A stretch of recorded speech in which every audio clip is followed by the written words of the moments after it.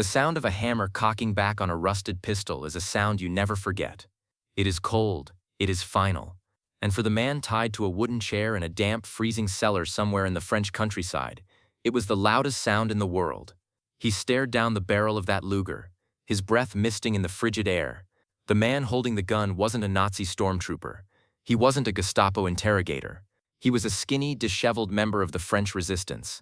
A boy really maybe 19 years old, whose hands were shaking almost as much as his prisoner's. The prisoner wasn't shaking from fear, though God knows he had every right to be. He was shaking from the bone-deep cold of a French winter, and the shock of 3 broken ribs grinding against his lungs. He looked up at the boy, then at the leader of the partisan group standing in the shadows. He tried to speak, but the words got stuck in his throat. That familiar, stammering hesitation that audiences back home found so charming was now his death sentence. "Please," he wheezed, tasting copper and blood. "You have to believe me. I am James Stewart. I am an American officer." The leader stepped forward, spitting on the dirt floor. He leaned in close, the smell of cheap tobacco and stale wine overwhelming the small room. "You think we are fools?" he hissed in broken English. "We have seen the movies. We know the face. But Jimmy Stewart is a soft man, a clown. He pretends to be a hero in Hollywood. You? Look at your hands." The leader grabbed the prisoner's hand, forcing it open. It was callous, scarred, stained with engine oil and dried blood. "These are the hands of a killer, a soldier. You speak English too perfectly. You walk too straight. You are a German commando sent to infiltrate our network, and we know what to do with spies." The boy with the gun tightened his finger on the trigger. The prisoner closed his eyes. It was the ultimate irony. The fame that had made him the most beloved man in America was about to get him killed in a basement in France, executed by the very allies he had come to save. But as the metal warmed against his forehead, nobody in that room knew that the real nightmare hadn't even started yet. Because 200 yards away, through the dense pine forest, a German patrol dog had just picked up a scent. To understand how a silver screen legend ended up facing an execution squad of his own friends, we have to rewind the clock. We have to go back 6 hours to 25,000 feet above the Earth, where the air is thin enough to kill a man in seconds and the temperature drops to 40 degrees below zero. It was supposed to be a milk run. That's what they always said. Just a quick strike over the rail yards near the border and back in time for chow. But in 1944, over occupied Europe, there was no such thing as a milk run. Major Stewart was in the command seat of the lead B-24 Liberator. He wasn't there for a photo op. The men in his squadron didn't see him as the guy from the Philadelphia Story anymore. They saw the back of a helmet. They saw a man who checked his own flaps, who knew the name of every mechanic's wife, and who never ever raised his voice. The formation was tight. The heavy drone of 4 massive Pratt & Whitney engines created a vibration that rattled your teeth. It was a physical assault on the senses. The smell of high-octane aviation fuel mixed with the metallic tang of oxygen and the acrid scent of nervous sweat. Stewart was scanning the horizon, his eyes narrowing against the glare. He was quiet. He was always quiet up here. The intercom crackled with the voice of the tail gunner, a kid from Ohio who couldn't have been more than 20. "Bogies at 6 o'clock. Hi." The calm shattered instantly. Black puffs of flak started blossoming around them, harmless-looking clouds that were actually filled with jagged steel shrapnel. Then came the fighters. Messerschmitts diving out of the sun, their cannons tearing through the sky. The B-24 shuddered violently as a shell tore through the right wing. Smoke filled the cockpit. Most commanders would have barked orders, screaming for damage reports. Stewart just gripped the yoke tighter, his knuckles turning white. He fought the beast of a plane, wrestling it level. He tapped the intercom button. "Stay calm, boys. Tighten up the formation. Don't let them single us out." His voice was slow, deliberate. It was the anchor they all held onto. But the German pilots were good that day. Another burst of cannon fire ripped through the fuselage, shattering the hydraulics. The plane lurched, dropping 1,000 feet in seconds. The number 3 engine coughed once and died, trailing a long ribbon of black smoke. Then number 4 started sputtering. They were losing altitude fast, falling out of the protective box of the formation. They were a wounded duck, and the wolves were circling. Stewart knew the protocol. When a bomber is this damaged, you bail out, you save the crew. But he also knew something else. They were over a populated area. Below the cloud cover, there were French farmhouses, schools, villages. If he let the plane go now, it would be a flying bomb. "Get out," he said over the intercom. His voice didn't waver. "Bail out. Now." The co-pilot looked at him, eyes wide with terror. "What about you, Major?" "I'm going to hold her steady. Go." "That's an order." One by one, the crew jumped into the freezing slipstream. Stewart watched the parachutes bloom like white flowers against the gray sky. He was alone. The cockpit was screaming with warning alarms. The ground was rushing up to meet him. He could have jumped. He should have jumped. But he wrestled that dying bird away from the rooftops, aiming for a dark patch of forest in the distance. The crash wasn't like in the movies. There was no slow-motion fade to black.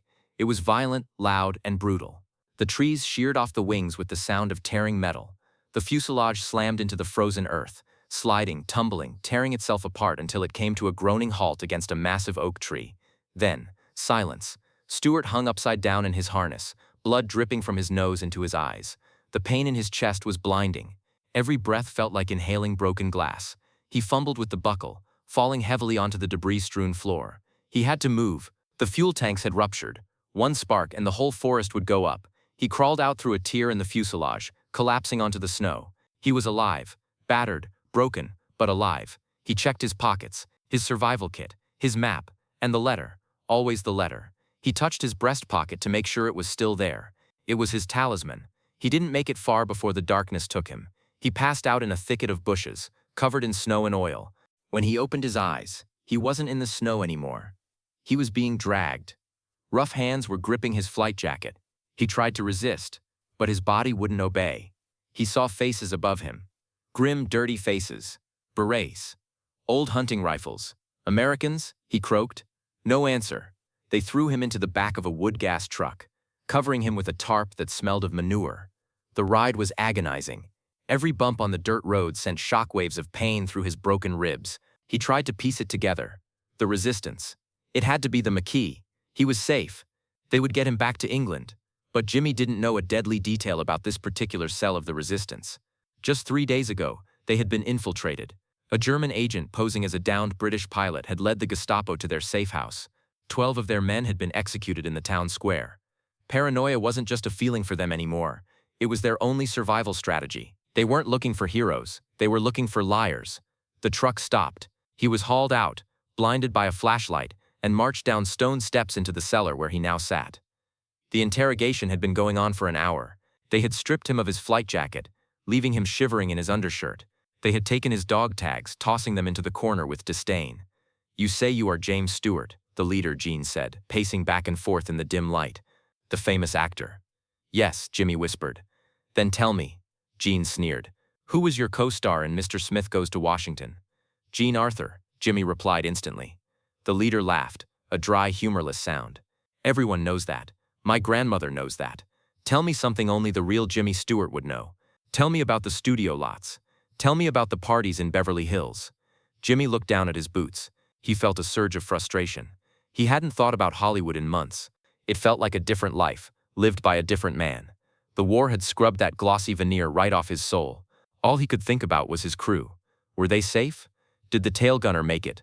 "I don't care about the parties," Jimmy stammered, his stutter surfacing again. "I care about my men. I need to know if you found any other parachutes." "Aha!" Gene pointed a finger at him. "You deflect. You avoid the question. A classic spy tactic. You are good, German. Very good. But you made a mistake. You forgot that Jimmy Stewart is a soft man. A man of makeup and lights. You sit there with broken ribs and you do not cry out. You have the eyes of a wolf, not a sheep." Gene turned to the young boy with the Luger. "Finish it. We cannot risk him leading the Germans here. We leave the body in the woods." "Wait," Jimmy shouted, or tried to shout. The sound came out as a ragged gasp. He struggled against the ropes. "You want proof? You want to know if I'm a soldier?" He looked around the room, desperate. His eyes landed on a table in the corner. On it lay a disassembled Sten gun, the standard-issue submachine gun dropped by the British for the resistance. It was in pieces, the spring and bolt scattered on the wood. "Test me," Jimmy said, his voice dropping to that low, quiet register that commanded attention without asking for it. "Not with movie trivia. Test me like a soldier." Gene stopped. He looked at the gun, then back at Jimmy. He seemed intrigued.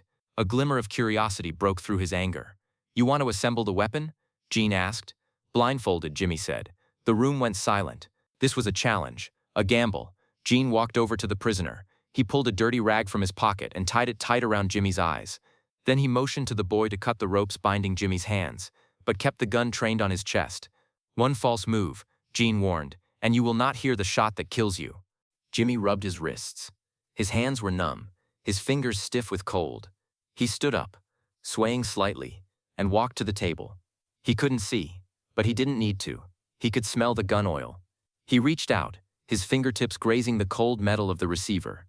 In the dark behind the blindfold, Jimmy wasn't an actor. He wasn't a star. He was an officer who had spent hundreds of hours in cold hangars, stripping and cleaning weapons with his men because he never asked them to do a job he wouldn't do himself. He took a deep breath. "Begin," Gene commanded. Jimmy's hands moved. It was muscle memory, pure instinct. The receiver, the bolt, the spring, click, snap, slide. The sounds were rhythmic, percussive. He didn't fumble. He didn't hesitate. The spring, which was notoriously tricky on a Sten, slid into place with a solid thunk. He found the barrel, screwed it on. He slapped the magazine housing into place. In less than 40 seconds, he slammed the bolt forward. The sound echoed in the silence of the cellar. Jimmy pulled the blindfold off. He held the assembled weapon in his hands. For a split second, the boy raised his Luger in panic, thinking the prisoner would shoot. But Jimmy didn't aim the gun. He reversed it, holding it by the barrel, offering the handle to Gene. "A soldier knows his tools," Jimmy said softly. Gene stared at the weapon, then at Jimmy. He was wavering. The doubt was creeping in. No actor could do that. No spy would hand over a loaded weapon. But just as the tension began to break, a sound from upstairs froze everyone in place. It wasn't the wind. It wasn't the house settling. It was the distinctive guttural bark of an Alsatian dog. Then, a heavy boot kicking against the front door. "Achtung! Open up!" The blood drained from Gene's face. He looked at Jimmy, then at the single exit, a narrow staircase leading right up to where the Germans were breaking in. They were trapped. The German patrol had found them, and they had nowhere to go. Before we move on to the explosive conclusion of this story, if you believe that heroes like Jimmy Stewart deserve to be remembered not just for their movies but for the sacrifices they made when the cameras weren't rolling, do me a favor and hit that subscribe button. It's a small way to keep history alive. Now let's go back to that cellar, where the door is about to burst open. The heavy oak door at the top of the stairs didn't just open, it splintered inward. The crash was followed instantly by the roar of a German MP-40 submachine gun spraying the hallway above. Dust and plaster rained down into the cellar, coating the terrified faces of the resistance fighters in a ghostly white powder. In that split second, the dynamic in the room shifted violently. The power didn't belong to the boy with the Luger anymore. It didn't belong to Jean, the leader, whose eyes were darting frantically for an escape route that didn't exist. The power shifted to the man who had flown 20 combat missions over the heart of Europe. Jimmy didn't flinch at the gunfire. He didn't cower. While the others froze, paralyzed by the sudden violence, Jimmy leaned forward, his eyes locking onto Jean's. "Cut the ropes," he said. It wasn't a request. It was a command, delivered with a voice that had lost all traces of the stammer. It was the voice of a squadron commander who had guided crippled bombers through walls of flak. Jean hesitated, the knife trembling in his hand. "If you don't cut me loose, we all die in this hole," Jimmy said, his voice dropping an octave. "Give me the Sten. I can hold them at the stairs. You get your men out through the coal chute. Move." Jean looked at the American. He saw the blood on his face, the intensity in his jaw. He slashed the ropes binding Jimmy's ankles. Jimmy exploded from the chair. He ignored the screaming pain in his broken ribs, ignored the dizziness that threatened to put him back on the floor. He grabbed the Sten gun he had just assembled. He slapped the magazine he had inserted earlier to ensure it was seated, then racked the bolt. He moved to the base of the stairs, pressing his back against the cold stone wall. He signaled the boy with the Luger to kill the light. The cellar plunged into darkness, illuminated only by the flashes of gunfire from the floor above. "Go," Jimmy whispered to the partisans. "Go now." The Germans were shouting orders upstairs. They knew someone was down there, but they didn't know who. A potato masher grenade bounced down the stairs, clattering on the stone steps. Jimmy reacted on pure instinct. "Grenade," he yelled, diving behind an overturned heavy oak table just as the explosion shook the foundation of the house. The concussion was deafening. Dust filled the air, choking them. His ears were ringing, a high-pitched whine that drowned out the world. But he didn't stay down. He knew the tactics. The Germans would rush immediately after the blast. He rolled out, propping the Sten gun on the edge of the table, aiming up into the swirling dust at the top of the stairs. A silhouette appeared in the doorway. Jimmy squeezed the trigger. The Sten chattered, spitting brass casings onto the floor. The figure dropped. Another shadow tried to step over the body. Firing blindly into the dark, Jimmy fired a short, controlled burst. The second shadow retreated. He wasn't firing like a cowboy. He wasn't firing like a movie star trying to look cool for the camera. He was firing in short, disciplined bursts to conserve ammunition and suppress the enemy. He was buying time. Every second he held them back was a second Gene. and his men needed to pry open the rusted grate of the coal chute in the back. "Keep moving," Jimmy grunted, reloading a fresh magazine he found on the table. For 10 minutes it was hell on earth. The cellar filled with the acrid smell of cordite and the coppery scent of blood. Bullets chipped away at the stone walls, sending razor-sharp fragments flying. Jimmy took a graze to his shoulder, the fabric of his flight suit tearing away, but he barely registered it. His entire world narrowed down to that rectangle of light at the top of the stairs. Finally, he felt a hand on his leg. It was Jean. "The chute is open," Jean whispered, his voice filled with awe. "We can go. Come, American." "You go first," Jimmy said, not taking his eyes off the stairs. "I'll cover the rear." Jean paused. He had spent the last hour ready to execute this man as a coward and a spy. Now that same man was offering to be the shield wall between them and death. Jean gripped Jimmy's shoulder hard, a silent apology, and scrambled toward the opening. Jimmy waited until the last partisan was through. He fired one last long burst to keep the Germans' heads down, then turned and sprinted, or as close to sprinting as a man with broken ribs can manage, toward the coal chute. He squeezed his lanky, 6'3" frame through the narrow opening, scraping his back against the iron, and tumbled out into the snowy night air. The cold hit him like a hammer. He gasped, sucking in the freezing air, his lungs burning. The resistance fighters were waiting for him. They grabbed him, hauling him up, and together they ran into the tree line, disappearing into the dense forest just as the Germans burst into the empty cellar behind them. They didn't stop running for an hour. They moved deep into the woods to an old logger's cabin that served as a fallback point. Only when they were sure they weren't being followed did they collapse. The adrenaline began to fade, and with it the pain returned with a vengeance. Jimmy slumped against the cabin wall, sliding down until he was sitting on the floor. He was pale. His breath came in shallow, ragged gasps. He was shaking again, the tremors racking his body. Jane lit a kerosene lamp, keeping the flame low. He walked over to Jimmy. The other partisans stood around in a circle, staring. The hostility was gone. In its place was a mixture of shock and reverence. They had seen men fight before, but they had never seen a man switch from stuttering prisoner to combat veteran so instantly. Jane knelt beside him. He pulled a flask of brandy from his jacket and offered it to Jimmy. Jimmy took a sip, coughing as the liquid burned his throat. "You save us," Jane said quietly. "You fight, good, for an actor." Jimmy managed a weak smile. It was the same crooked grin that had charmed millions, but there was no acting behind it now. "I had good directors," he quipped, his voice barely a whisper. Jane looked at the wound on Jimmy's shoulder. He began to dress it with a clean rag. While he worked, he asked the question that was still haunting him. "In the cellar, you said you had proof. Before the shooting started, you said you could prove you were not a spy." Jimmy nodded slowly. He reached into the inside pocket of his flight jacket with his good hand. His fingers brushed against the paper. It was still there, damp with sweat and snow, but safe. He pulled it out, a folded, worn piece of paper. He handed it to Jane.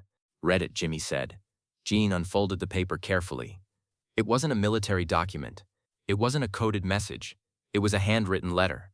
The ink was slightly smudged, but the handwriting was strong and clear. "My dear son Jim," it began. Jean read aloud, his heavy French accent stumbling over the English words. "I know you are doing what you have to do. I know you are afraid. We are all afraid. But remember, the Lord is your shepherd. You shall not want. He will cover you with his feathers, and under his wings you will find refuge." Jean paused. He looked up at Jimmy. Jimmy's eyes were closed, tears leaking silently from the corners. He wasn't crying because of the pain. He was crying because in the chaos of the crash and the fight, he had thought he would never see his father again. Jean continued reading. "Put your trust in God, Jim. Do your duty. Bring your men home. And know that your mother and I are praying for you every single moment you are in that sky. Love, Dad." The room was silent. The young boy who had held the gun earlier wiped his nose with his sleeve. This wasn't the kind of letter a spy carried. A spy carried fake IDs, cyanide pills, and maps. A spy didn't carry a psalm written by a worried father in Pennsylvania. Jean folded the letter with the reverence of a priest handling a holy relic. He handed it back to Jimmy. "I am sorry," Jean said. His voice was thick with emotion. "I was wrong. You are not a soft man, Captain Stewart." "Major," Jimmy corrected gently, taking the letter and placing it back over his heart. "It's Major, but Jimmy is fine." Jean smiled. He stood up and saluted, a crisp military salute. "Welcome to the fight, Jimmy." The next morning, under the cover of thick fog, the resistance moved Jimmy to a pickup point. A British Lysander aircraft, painted black for night operations, landed in a field to extract him. As the plane's engine roared to life, preparing to take him back to England, back to the war, and eventually back to Hollywood. Gene grabbed Jimmy's hand one last time through the open cockpit window. "Hey, American," Gene shouted over the prop wash. "When you go back to making movies, maybe you play a soldier? You would be good at it." Jimmy looked at the Frenchman. He thought about the cellar. He thought about the terrified faces of the boys he had just fought beside. He thought about the friends he had lost in the sky. "No," Jimmy shouted back, his face solemn. I think I've played soldier enough for one lifetime." The plane taxied away, lifting off into the gray morning mist. Jimmy Stewart went back to base. He didn't tell anyone about the cellar. He didn't tell the press about the firefight. When reporters asked him about his service, he would just look down, stutter a bit, and say he just flew around a bit. He didn't need the applause. He didn't need the glory. He knew who he was. And somewhere in a small farmhouse in France, a group of freedom fighters knew it too. They knew that the man who stuttered on screen was the same man who had stood like a stone wall in the face of death, armed with nothing but a rusty submachine gun and a letter from his father. Because true heroes don't need a script, they just need a reason to stand their ground. And that is the story they never told you in the newsreels. If this story moved you, if you believe that character is revealed not in the spotlight but in the shadows, then join our squadron. Click that subscribe button and ring the bell. We have hundreds of stories buried in the archives, waiting to be brought to light. Until next time, keep your eyes on the horizon.